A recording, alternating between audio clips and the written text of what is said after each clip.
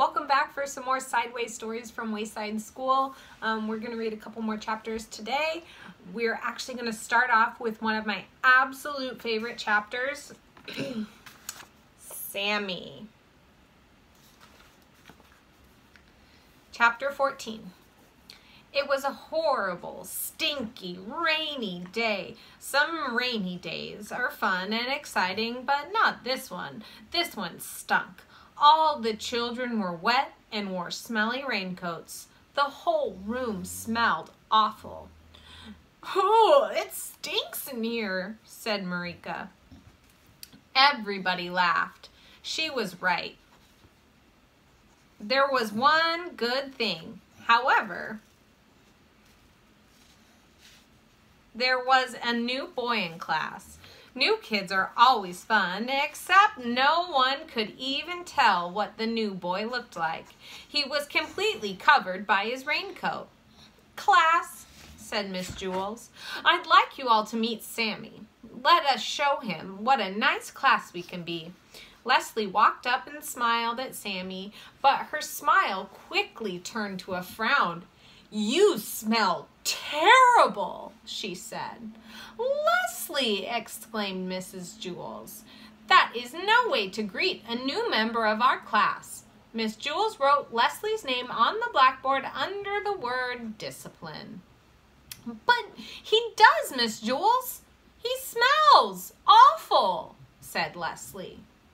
"You're ugly," Sammy replied. "Now, Sammy, that is no way to talk," said Miss Jules. "Leslie is a very pretty girl." "She's ugly," said Sammy. Allison spoke up. "Well, you smell terrible, and you're probably even uglier, but nobody can see you because you're hiding under that smelly old raincoat." "That will be enough of that," said Mrs. Jules. "Now, Sammy, why don't you take off your coat and hang it in the closet? Let us all see how nice you look." "I don't want to, you old windbag," said Sammy. "That's because he's so ugly," said Leslie. "I'm sure he's quite handsome," said Miss Jules. "He's just shy. Here, let me help you." Miss Jules took off Sammy's coat for him, but underneath it was still another raincoat, even dirtier and smellier than the first one. They still couldn't see his face. "Ooh, now the smell is even worse," said Marika. "You don't exactly smell like roses either," Sammy replied. Mrs. Jules took off her second raincoat, and there was still another coat under that, and the smell became so bad that Mrs. Jules had to run and stick her head out the window just to get some fresh air. "Y'all a bunch of pigs," yelled Sammy. "Dirty, rotten pigs." The smell was overpowering. Sammy just stood there, hidden under the raincoats. Miss Jules wrote Sammy's name under the word discipline. "Send him home on the kindergarten bus," said Joy. "Not with me," said Todd. Miss Jules held her nose, walked up to Sammy, and removed his raincoat. She threw it out the window, but he had another one.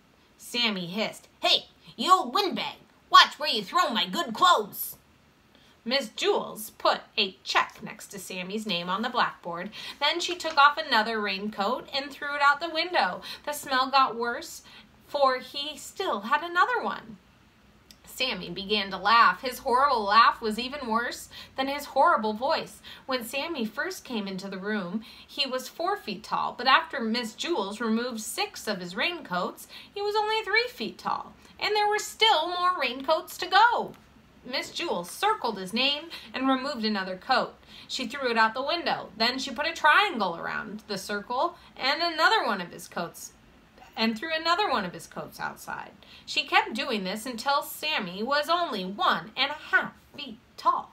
With every coat she took off, Sammy's laugh got louder and louder, and the smell got worse. Some of the children held their ears, others could hold only one ear because they were also holding their nose. It was hard to say which was worse, the laugh or the smell. Sammy stopped laughing and said, "Hey, "You old windbag, if you take off one more of my coats and throw it out the window, I'll bite your head off." "They smell too bad for me to allow them in my classroom," said Miss Jules. "You can pick them up when you leave."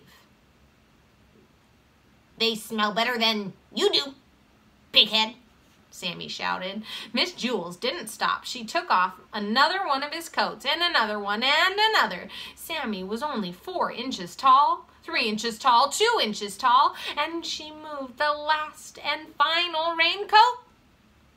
All there was a dead rat.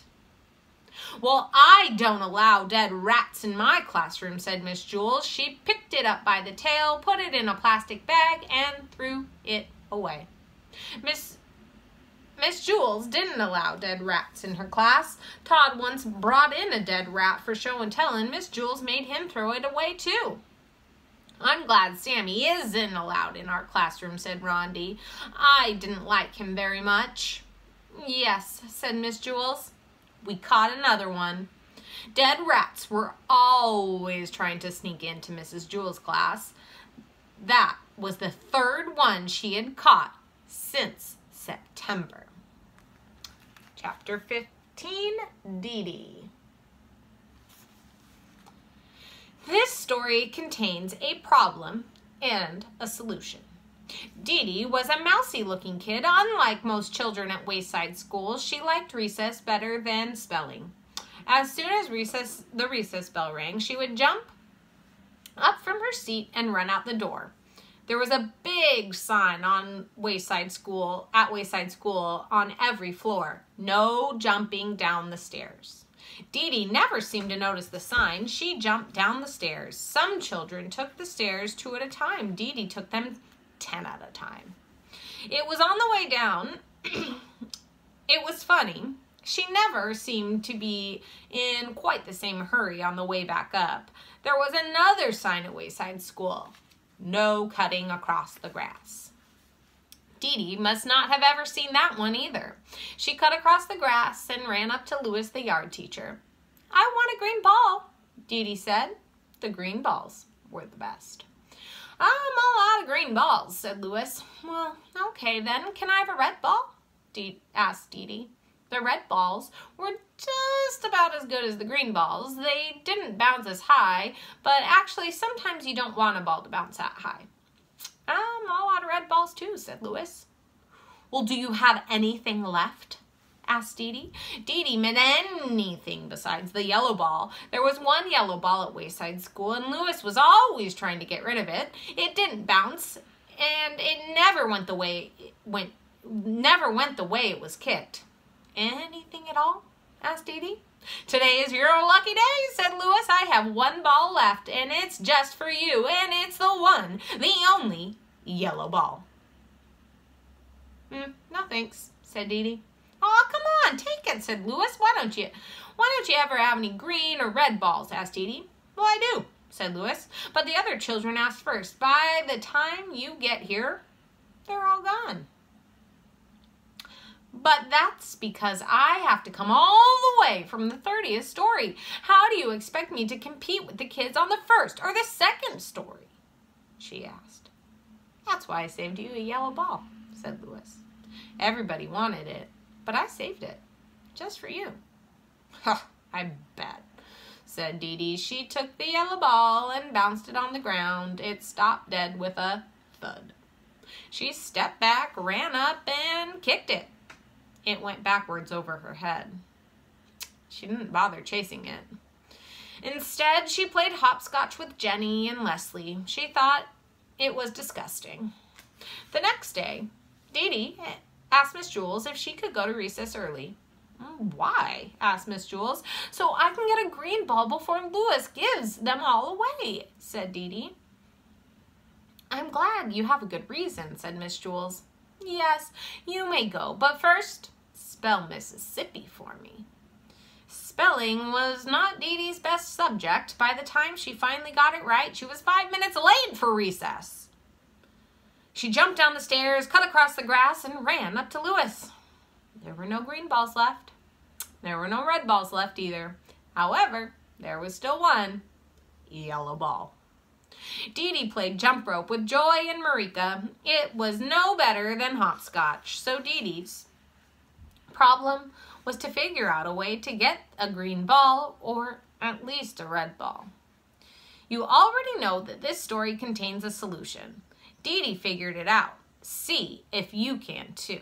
Remember everything you know about DeeDee, Wayside School, and Miss Jules.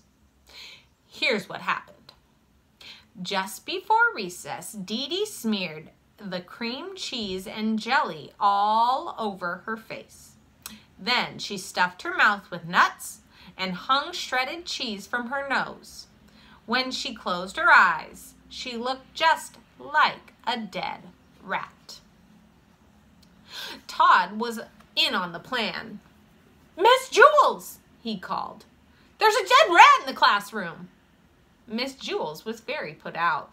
"I want that dead rat out immediately." When Miss Jules said immediately, she meant it. DeeDee instantly found herself outside on the playground. "I want a green ball," she said. Louis pretended he didn't hear her. "May I please have a green ball?" asked DeeDee. Louis gave her a green ball. "I don't know how you did it, DeeDee, but you are first today," he said. When Miss Jules found out that what DeeDee and Todd had done to trick her, she sent Todd home early on the kindergarten bus. DeeDee threw the green ball on the ground. It bounced 50 feet straight up in the air, and then she caught it. "You don't like me, do you?" she asked Louis. "Well, sure I do," said Louis. "No, you don't," said DeeDee. "Yes, I like you," said Louis. "No, you don't," DeeDee insisted. "Yes, I like you. I really do," said Louis. "Are you sure?" asked DeeDee. "Yes," said Louis.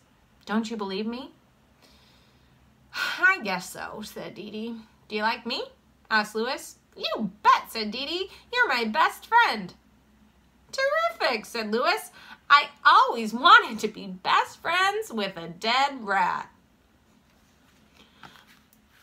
And that is our 2 chapters for today. I hope you come back and read more with me. All right, see ya.